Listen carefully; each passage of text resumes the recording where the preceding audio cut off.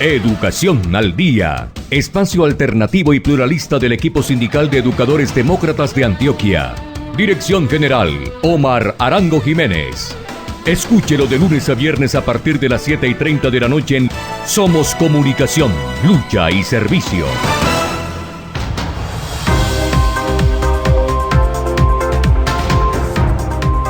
Hola, ¿qué tal, amables oyentes de Educación al Día? Muy buenas noches. Les recordamos que este es el espacio radial del equipo sindical de educadores demócratas del departamento de Antioquia. Mi nombre es Karina Arango Carbonó y hasta ahora les doy la bienvenida a este espacio radial para la educación y temas de actualidad.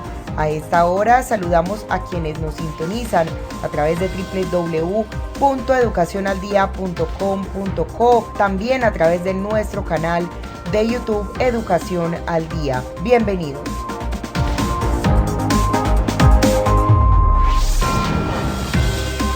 Muy buenas noches. La inflación este año, a noviembre 21, noviembre 22, llegó al 12.53%, según reveló hoy el DANE.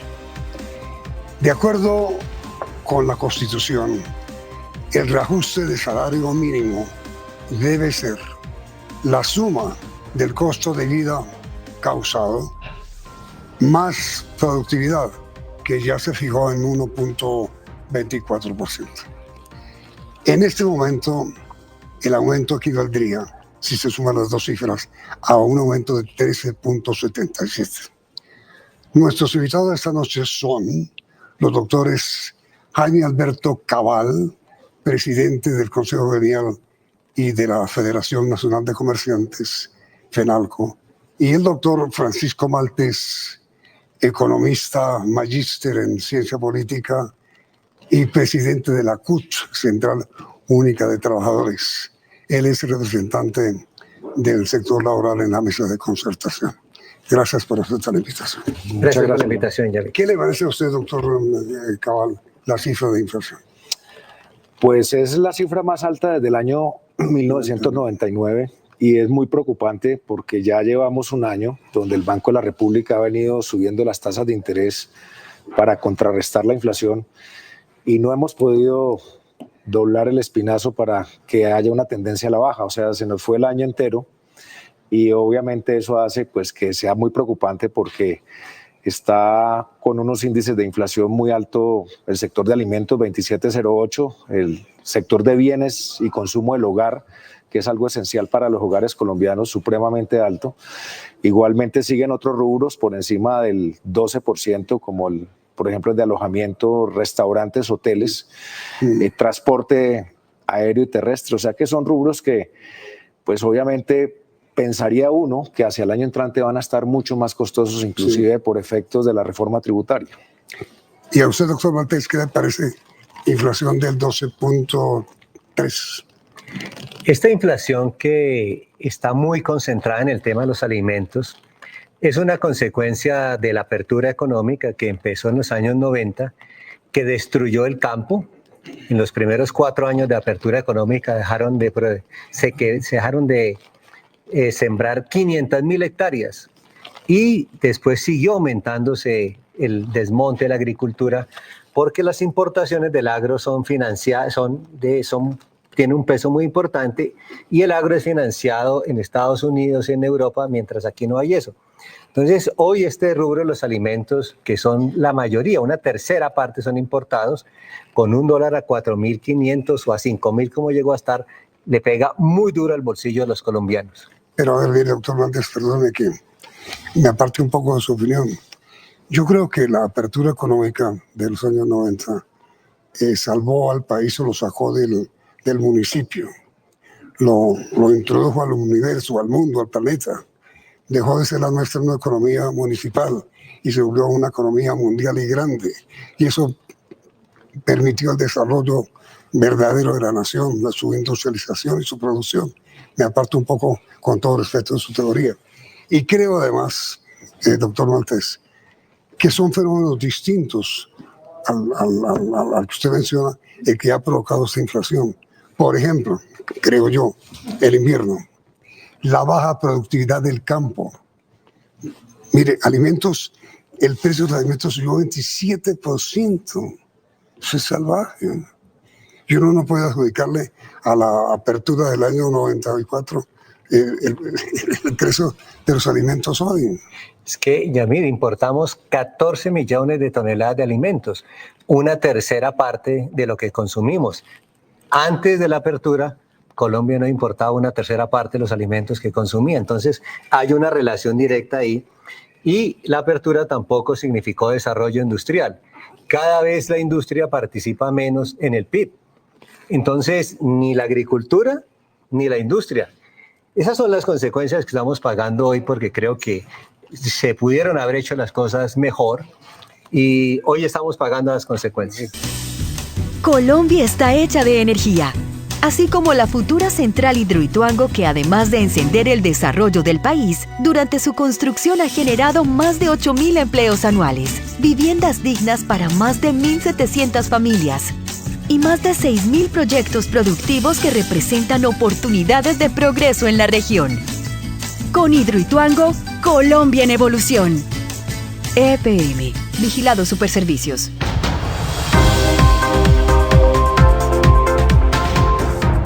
Hay otro factor, la violencia. Es que en esos años, doctor Montes, la violencia espantó al agricultor del campo. Y estamos pagando 50 años de guerra. Pero Yamir, si me permite. Señor.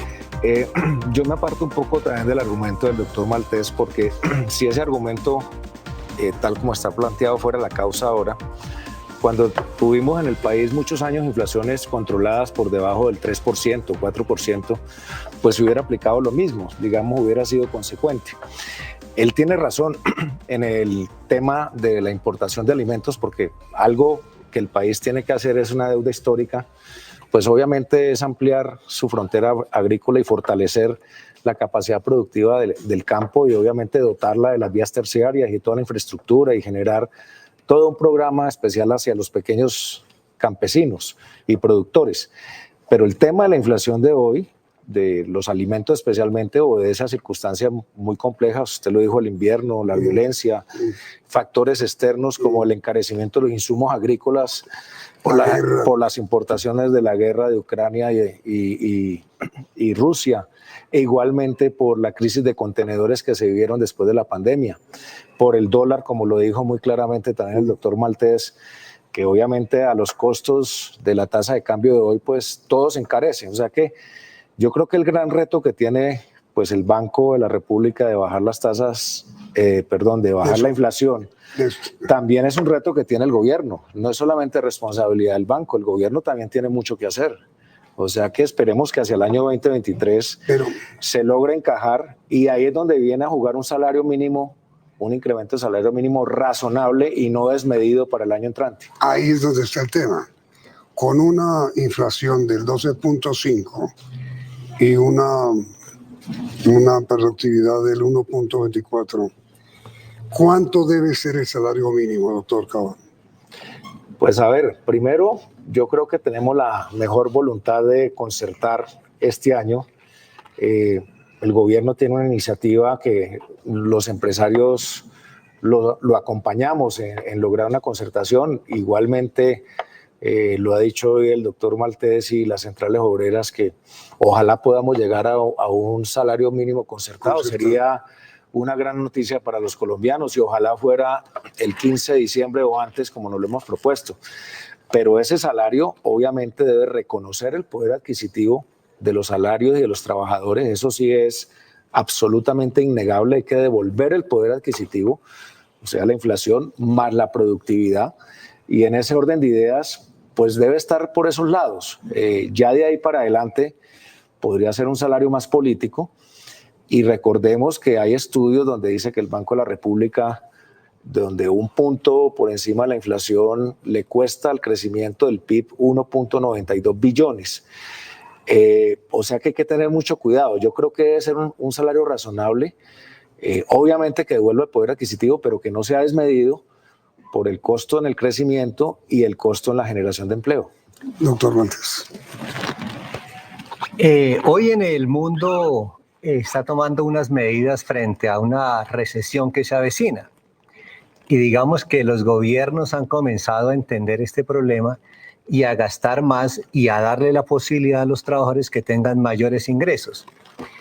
En Alemania, el canciller Scholz incrementó el salario el 15% con una inflación del 3.6%. En Australia se acaba de incrementar el salario mínimo en el 15% con una inflación del 5%. En Ecuador acaban de incrementar el viernes pasado el salario en el 6% con una inflación del 3.7%. El presidente Biden desde el año pasado viene recomendándole a los estados que aumenten el salario mínimo la hora de 12 a 20 dólares. O sea, lo que aquí estamos diciendo es que hay gobiernos progresistas que están apuntándole a que la gente no pierda poder adquisitivo anticipándose a la recesión, y creo que aquí debería de suceder lo mismo. Máxime que el año pasado, revisando los datos de la Superintendencia de Industria y Comercio, encontramos que las 1.000 empresas más grandes del país el año pasado se ganaron 98 billones de pesos, 5 veces la reforma tributaria. O sea que sí hay de dónde sacar platica para los trabajadores. ¿Usted calcula que cuánto debería ser, doctor Maltés, el aumento del salario mínimo? El tema de la cifra es importante, pero vamos a plantear que hay la necesidad de controlar algunas variables que lo puede hacer el gobierno para mantener el poder adquisitivo. Porque es muy posible que haya un incremento salarial aceptable, pero si no se controla la tasa de interés, si no se controla las tarifas de energía eléctrica, sí, el precio de los medicamentos, va a pasar como este año, que a los 3 meses quedamos sin aumento salarial. Entonces, estamos planteando 6 medidas de política económica en las cuales el gobierno puede intervenir para garantizar el poder adquisitivo de los colombianos. ¿Qué son cuáles? Controlar las tarifas del servicio eléctrico. Estamos pagando tarifas del 67%. ¿Congelar o morir? Revisar la fórmula para que no nos cobren la ineficiencia de las empresas generadoras de energía, que nos cobran el 41% de las pérdidas. Ok, energía. Segundo, la tasa de usura que autoriza la Superintendencia Financiera para los créditos de consumo está en el 42%. 3 veces la inflación, eso no pasa en ningún país del mundo. Sí, aterrador. Los medicamentos están disparados, particularmente los medicamentos de control a la natalidad, están disparados. Este año han subido cerca del 600%. Y eso le pega duro a las familias más humildes, por supuesto. Está el tema del agua potable.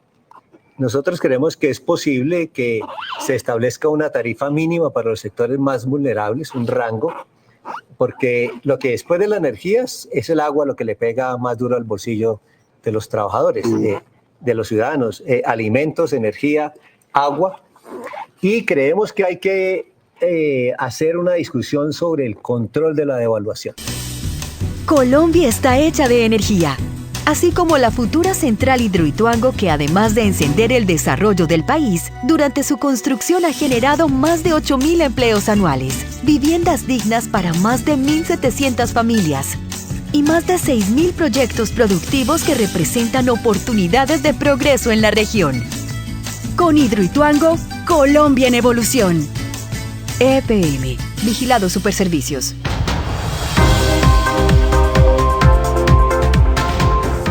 Si usted recordará, maestro Yamid, el presidente Carlos Lleras Restrepo expidió un decreto 444, el cual ataba la devaluación a la tasa de inflación para evitar los choques externos que tanto nos han golpeado este año.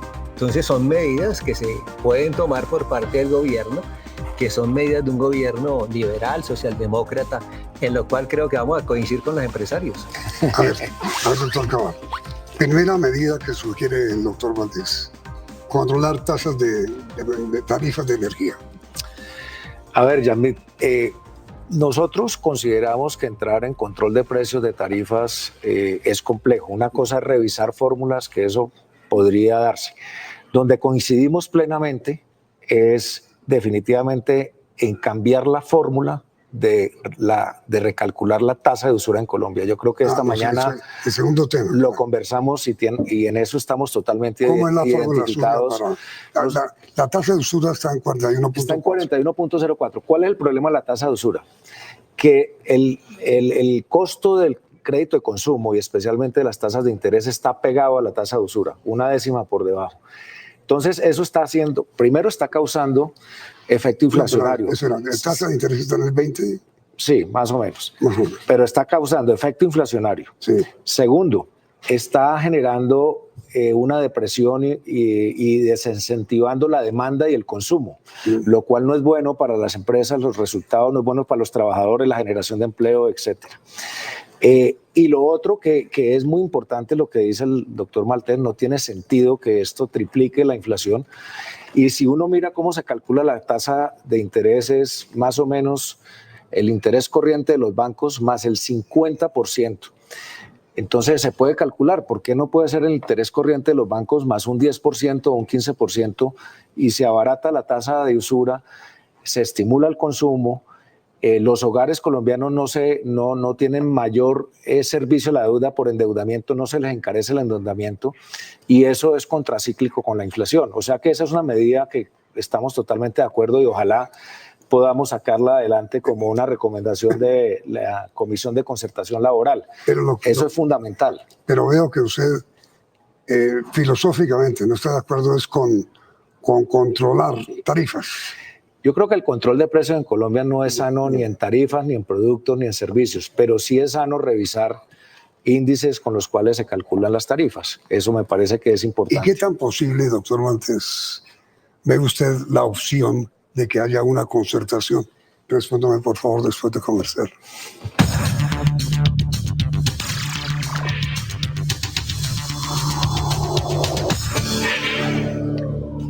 Doctor Maltés, ¿sí usted ve posible llegar a un acuerdo de concertación, gobierno, trabajadores, empresarios?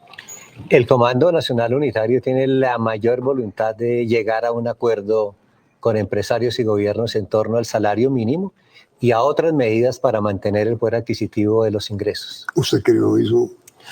Yamid, yo creo que lo hemos hablado, estamos en el mejor ánimo de concertar los empresarios, creo que sería un buen mensaje para el país y yo digo algo que es importante, no podemos olvidarnos que hay una reforma laboral anunciada por el gobierno nacional a través de la ministra, que seguramente de pasar esa reforma tendría más costos laborales. Por eso digo que una concertación de salario mínimo en un rango razonable es muy aconsejable para el país y yo creo que el gobierno también está interesado, entre otras cosas, porque si es un salario, un incremento desmedido, el incremento del salario de los trabajadores del Estado, pues obviamente va a generar una carga también para el déficit fiscal en el cual el gobierno está empeñado en reducirlo. Esta mañana veíamos unas cifras y es por cada punto de inflación por encima, el salario le cuesta al país 200.000 millones de pesos, eso fue cifras del Ministerio de Hacienda, con lo cual debe ser un salario razonable, que devuelva el poder adquisitivo, pero que no grave excesivamente los costos laborales para poder generar empleo y que el país crezca dentro de una proyección ya esperada del solamente el 1.2 el año entrante. O sea que tenemos que cuidar y el palo no está para cucharas. Sí.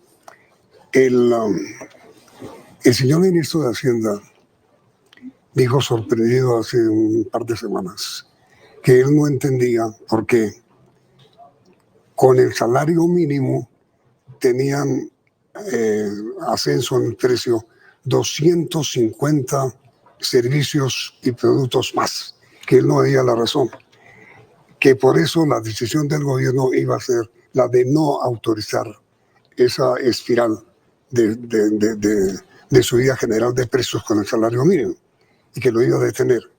Sin embargo, frente a lo que dijo el ministro, los pequeños y medianos industriales han dicho que eso es una muy buena idea, pero que llevarla a la práctica es imposible. ¿Usted qué cree? El año pasado, en el acuerdo que definió el salario mínimo, acordamos con el gobierno desatar del salario mínimo varios servicios.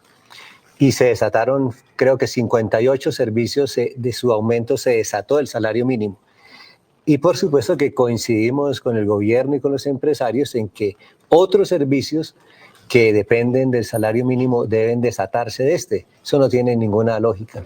Y eso le da mayor juego a que haya un acuerdo más jugoso en el salario mínimo. ¿A usted eso posible? Sí, ya se hizo el año pasado. Y hay que continuar este año. Nosotros también lo vemos posible. Claro, porque es que si se indexa todo con el incremento del salario mínimo, pues hay una serie de servicios, como dice Francisco, y hay una serie de tarifas, por ejemplo, las multas, que se van indexando con el costo del salario mínimo, lo cual vuelve a ser inflacionario. Aquí lo que tenemos que tratar es de devolverle el poder adquisitivo a los trabajadores, pero que ese poder adquisitivo no se pierda por el incremento de los servicios que tiene que consumir. Y como lo dijo Francisco, el año pasado se logró en 58, pero hay más de 200 ítems que se podrían desatar de ese índice de crecimiento del salario mínimo. O sea que es sano, nosotros lo apoyamos y ojalá también eso quede en el acuerdo de concertación. Colombia está hecha de energía, así como la futura central Hidroituango que además de encender el desarrollo del país, durante su construcción ha generado más de 8.000 empleos anuales, viviendas dignas para más de 1.700 familias y más de 6.000 proyectos productivos que representan oportunidades de progreso en la región. Con Hidroituango, Colombia en evolución. EPM, Vigilado Superservicios.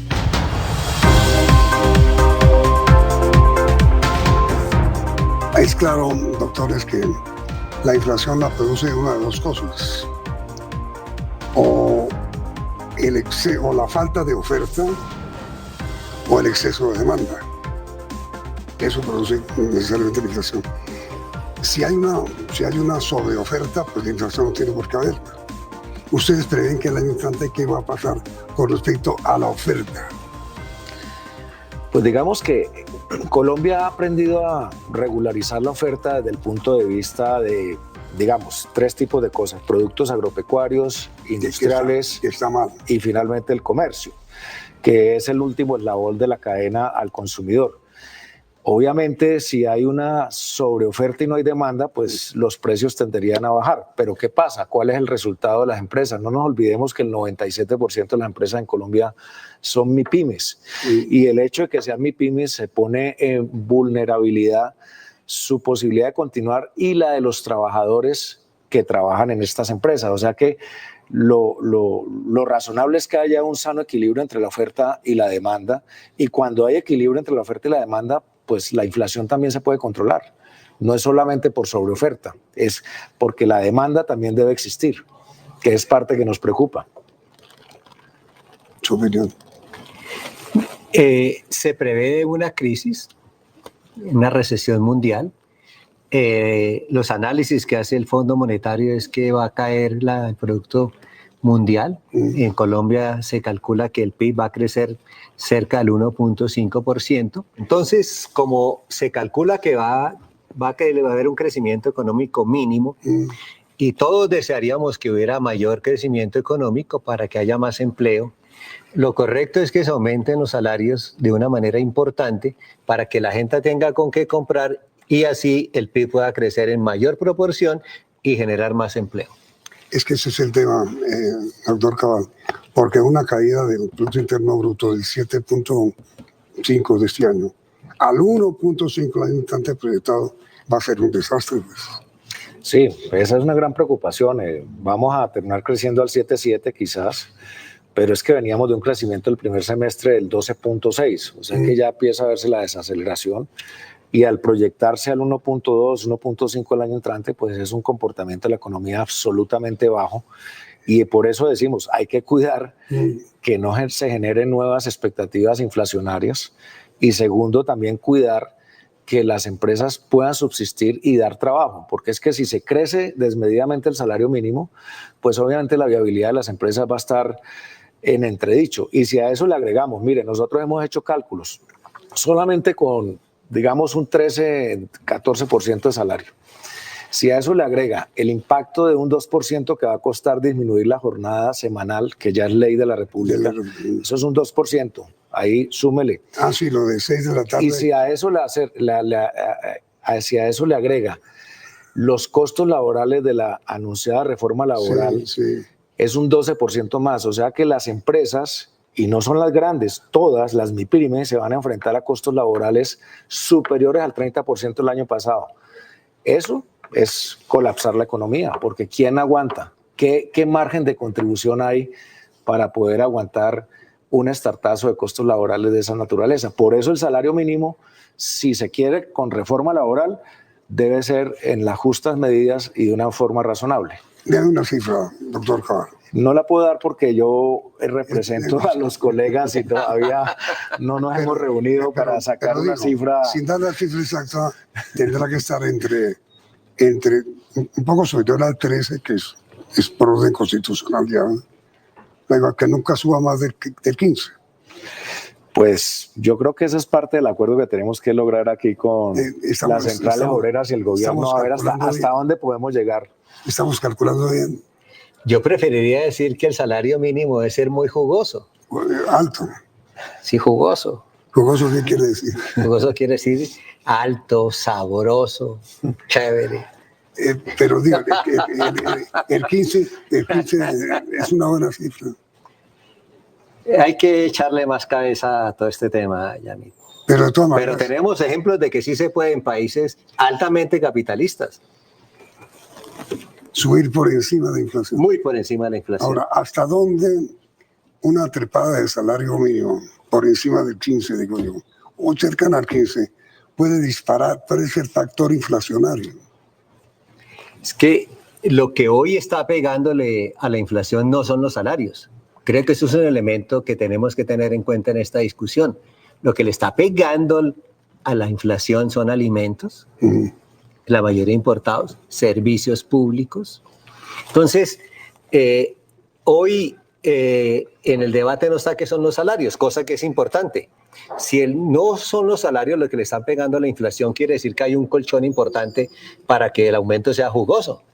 Y recordemos que el Premio Nobel de Economía del año pasado, David Carr, se ganó el Premio Nobel demostrando que salarios muy por encima de la inflación no generaban desempleo. Creo que es otro elemento que deben de tener en cuenta el gobierno y los empresarios. Y es el Premio Nobel de Economía. Sobre esa tesis, ¿usted qué opina? Pues a ver, los salarios sí son generadores de factor inflacionario.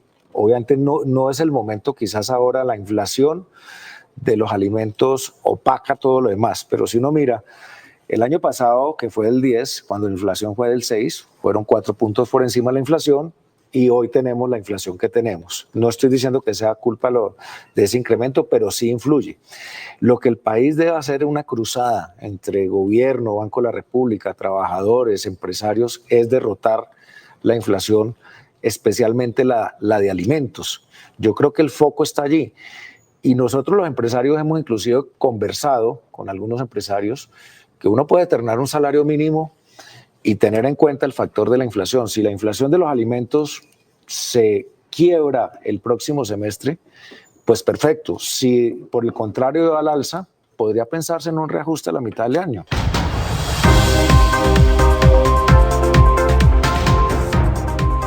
Amables oyentes, hemos llegado al final de nuestro programa Educación al Día. Les recordamos que este es el espacio radial del equipo sindical de educadores demócratas del departamento de Antioquia.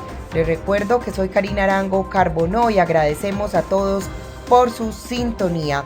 Les recordamos que nos pueden escuchar de lunes a viernes a través de www.educacionaldia.com.co de 7:30 de la noche a 8:30. También pueden sintonizarnos a través de nuestro canal de YouTube. Feliz noche para todos.